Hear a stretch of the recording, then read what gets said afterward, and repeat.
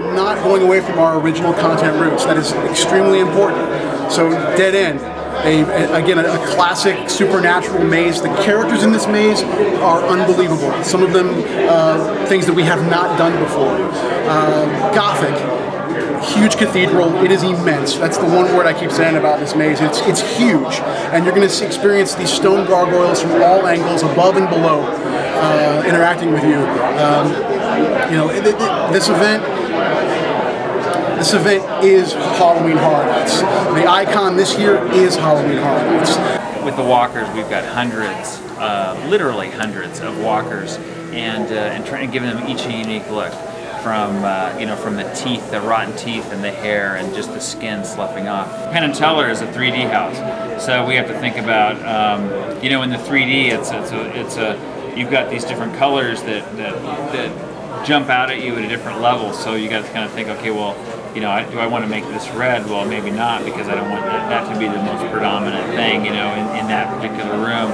So it's all, you're thinking a lot about color. One great thing about working with Greg is that because we had base masks that were approved through King and BFX, now we can individualize those. So every single walker is identifiable by saying, oh, that's that walker, or that's that walker for iconic pieces, but all the rest of them, you'll see, you can look at them and go, I think I remember the episode that walker came from, or that walker came from that episode.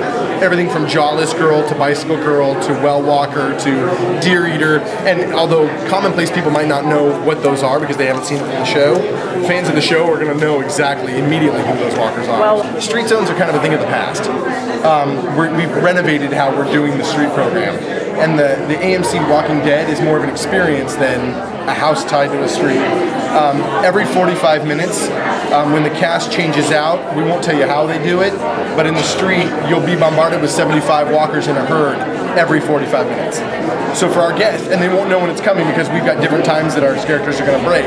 So you never know when, but a herd will actually be encroaching in from both sides, which is something that show is not only known for, but we had to pay it off in that way because it's that important. This is all new for us here at Halloween Horror Nights. It is very different.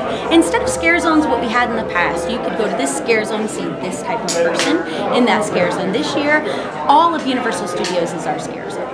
All those dark crevices of the park that we've never infiltrated before will be there.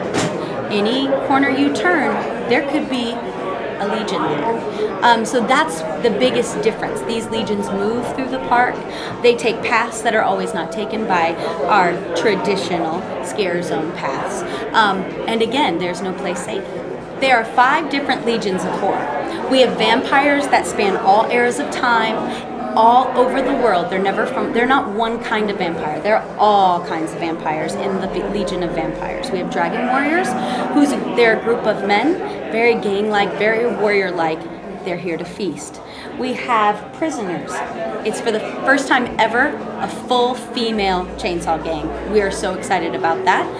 We have Beasts. They're half man, half animal, large looming creatures. That's our Legion of Horror. Our last Legion of Horror is the traditionals. Anything steeped in Halloween tradition, you're going to see witches and goblins and trick-or-treaters, scarecrows and pumpkin heads. Street program is something that we've never really elevated to a certain level. This year is kind of going that route a little bit, and probably in a few days and maybe a few weeks you might see something that starts to bring you into a unique aspect of story or interaction. So those are things that I won't say 100% about, but you know me in my old world, we might have some fun things for you guys to play.